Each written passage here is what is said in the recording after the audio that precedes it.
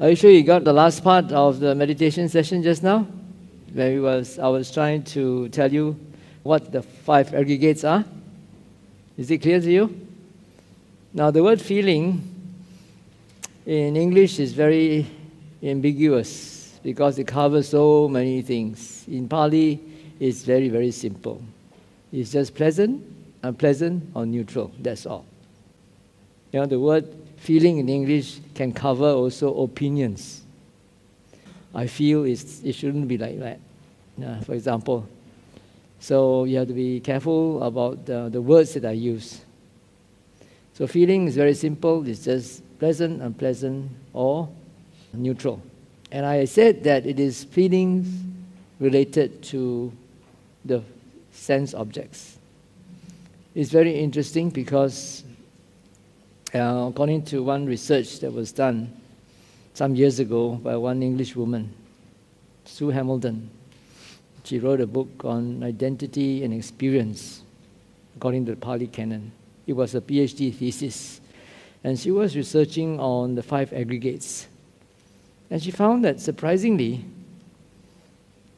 the 5 senses are not included in form. The first aggregate. The first aggregate is form, right? And form is always defined in the Pali Canon as the 4 great elements and derived matter. Matter derived from that. And usually you would say, this body, which is made of the 4 elements, which is susceptible to cold and heat and the bites of mosquitoes and gadflies and so forth. The form here basically refers to the physical body of a sentient being. Although the 5 senses, like the ear, the eye, the nose, the tongue, the body, are not specifically included in the form aggregate, all the other 4 aggregates, feeling, perception, volitional formations or constructions, and consciousness, all are defined according to the 6 senses. Right? So you have feelings connected with the eye, with eye experience. Chakku sampasajja vedana. The feeling that is born out of the eye experience, eye contact. Now, this is an interesting word. The word phassa, which we usually understand to mean contact, actually means experience, sense experience. Why? Because sense experience can only occur when things come together. We have the eye base, for example, looking at the eye, the experience of seeing. We have the eye, is the eye organ, and then we have the eye object, which is a visual object, color, and then we have eye consciousness, right? Now, all these 3 must be there, including light, before the experience of seeing can occur, right or not? Eye consciousness cannot see until the other factors are there, right? So, seeing is an experience, and that experience is called phassa, contact. Contact is not like this comes into contact with this, Contact is the confluence of all these 3. When all these 3 come together, we have the experience of seeing. All right? That experience of seeing is called phassa. And it is a confluence of the eye organ, the eye object, and the eye consciousness simultaneously. This is called phassa. So what is vedana? Vedana, or feeling, is born out of the experience. So there are 6 types of vedana, of feelings. Feelings that is born out of eye experience, out of ear experience, etc., out of mind experience. And then what is perception? Perception is, the word perception in English also is kind of very ambiguous because it has such a wide meaning. In Pali, it's perhaps more simple. It's like recognizing. Recognizing means it's a spontaneous recognition. And it also has another function of registering. If it's something that you have not seen before, then you register it in your mind. And then if it's something that you've seen it before, automatically you recognize it. If you don't recognize it, and then you have to think about it to try to figure out what it is, then it is sati, from my understanding. That is, sati and sanya are closely related to memory. Sanya is spontaneous memory, but sati is volitional or willful memory. Yeah, there's volition involved. So perception is also defined in the suttas according to the six senses. Okay, and it is rupa sanya, saddha sanya. It is a perception of form, of sound, of smells, of taste, of tactile objects, of mind objects. And then sankhara is defined as cetana, volition. Rupa sancetana, saddha sancetana. That is volition connected with form, with sound, with all the six sense objects. And then what is consciousness? Consciousness is also defined according to the six senses. Eye consciousness, ear consciousness, ending with mind consciousness. So in practical terms, when we try to contemplate the five aggregates, the first thing we need to do is to identify them, right? Only after we identify them can we investigate into their conditioning, how they arise and how they pass away. If you do not know what to look for, what to investigate to see the origination and passing away, how can you contemplate the five aggregates? So the first step is to identify them. Okay, what is form, what is perception, what is feeling, what is sankhara, what is vijnana. All right? So sankhara is defined as cetana, volition. So anything that is motivated by an urge in you, wanting to do this, wanting to do that, wanting to scratch, wanting to move, wanting to blink, wanting to think a thought, wanting to pursue a thought, wanting to push away a thought, wanting to get samadhi. Okay? All this wanting, that is going on, that is sankhara. Wanting to be mindful.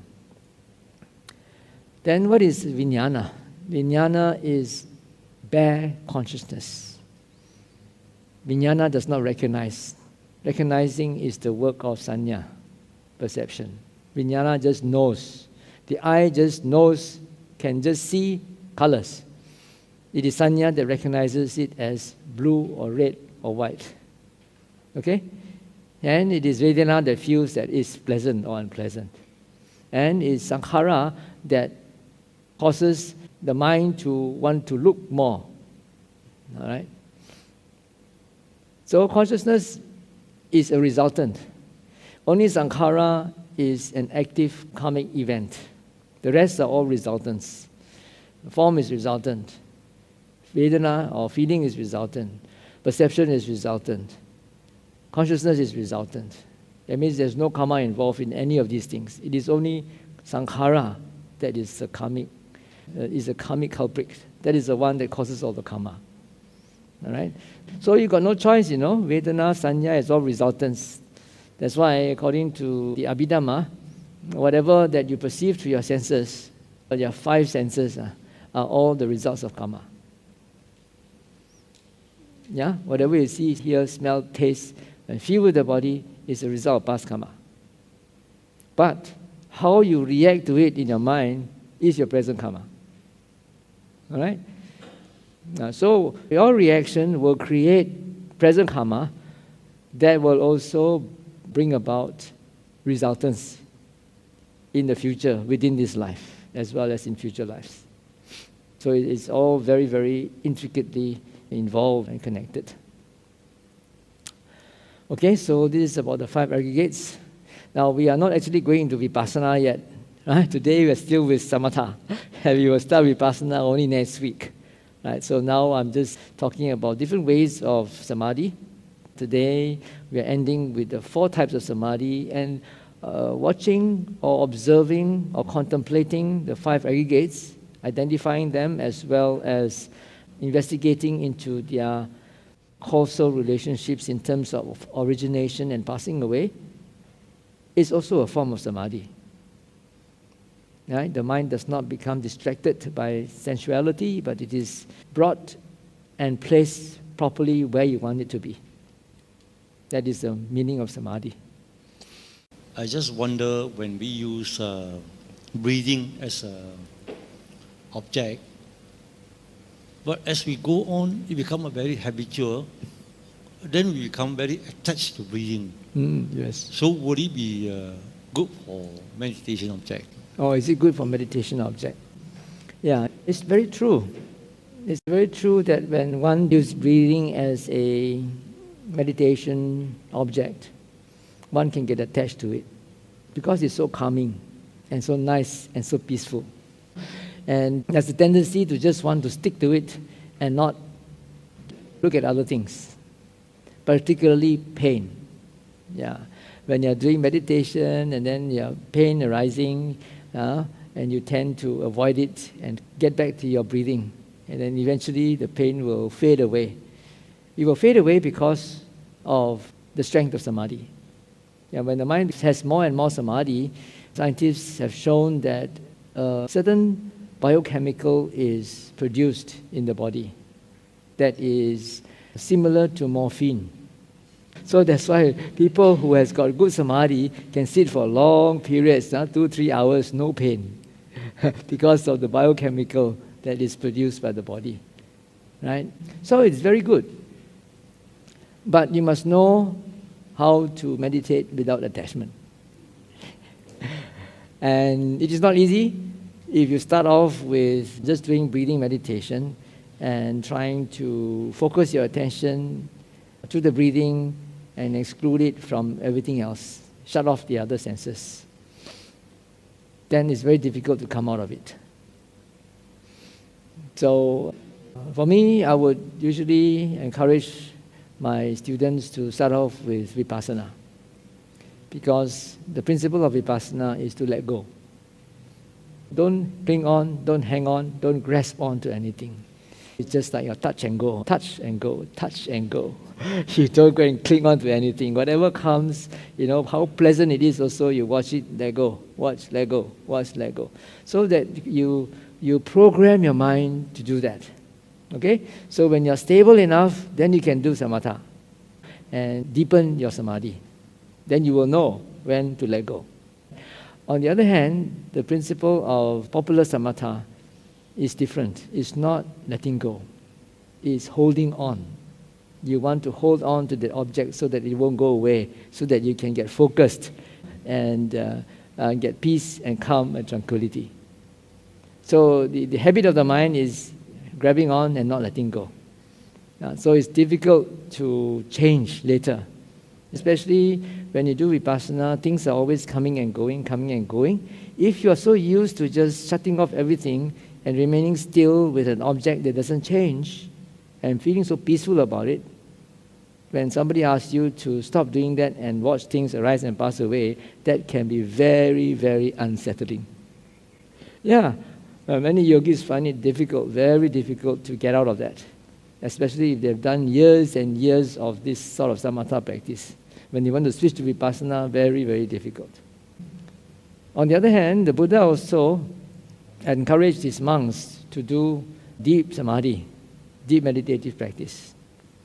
So I guess the most important thing is to get a competent teacher and to listen to your teacher. Learn to let go when it is time to. Now, there are also meditation teachers from Thailand who share their own personal experience, how they were stuck with samatha for years and years and years. And they know that they shouldn't be attached, but the attachment is so natural. Yeah? So natural that they got stuck for many years, and something later on in their life and some big suffering, I think, made them get back to the right track. Bhante, I have one question. Just now during the meditation, I open my eyes, but the minute the eyes get tired a bit, I close, all the thoughts start coming. You close your eyes, the thoughts come. I open first. You open, the thoughts come, or when you close, the thoughts come? When I close, then only the thoughts come. Yeah, okay. So when I open my eyes, actually, it's very minimal thoughts. Again? very minimal thoughts. Oh, minimal thoughts. When the eyes are open. Yes, yes. Very minimal. Yes. And sometimes it's in the back. It just come and then after that goes. Then sometimes you know it's going to come and then. Yeah, yes. So, yes. But the minute I close my eyes, the thought comes. Why do you think so? Why I think so?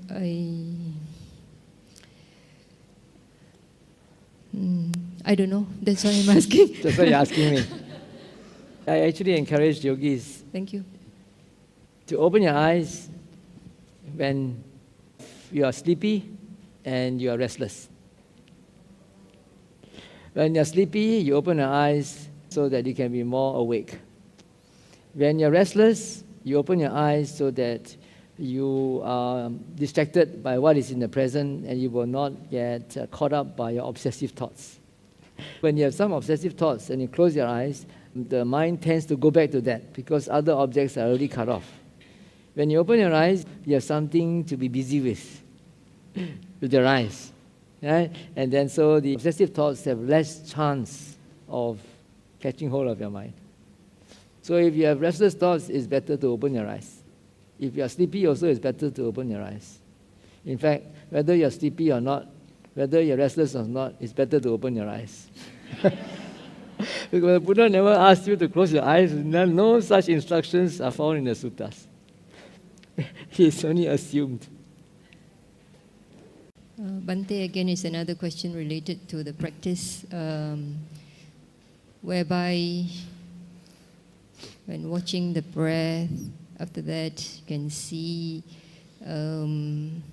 movements, like air movements going through the hands, then after that coming from the feet up to the legs, just no noting, but just aware. Okay, but you were actually watching the breath, right? And these things were happening in the background. It's happening okay, in the okay, background. that's good. Then should I go and watch that, or just leave it in the background? Leave it in the background. Just Leave be it in the aware. background. Yeah. It goes running through the body. Yeah, it's okay. Running through the eyelids also. All right. These are all. Through the head. These are all the air element. These are the movement. You recognize them as the air element. Now, later on, because you're not doing vipassana, you're still at samatha. So in samatha, you just step back and look, and don't get involved. And even in the aircon, you can feel the body is hot. Again? Even in the aircon. Yeah, the body may be heated. The body is hot. Yeah. It's okay. Then watch your feelings. How is the mind reacting to your feelings? Pleasant, unpleasant, neutral. Okay, thank you.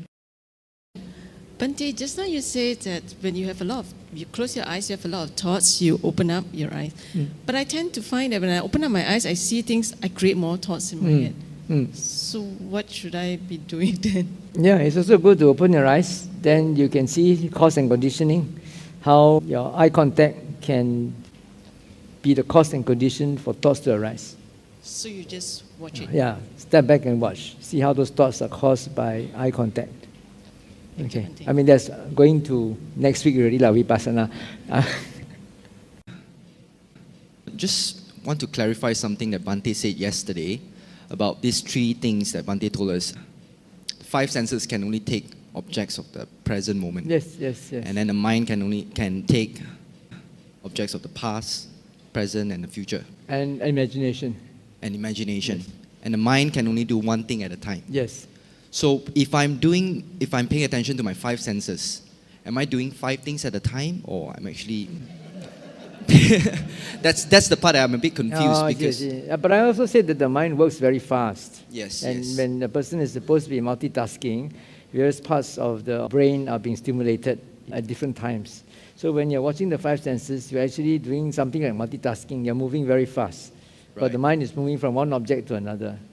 Right. Or the mind is being aware of one object after another as they come into its field of awareness. Yes.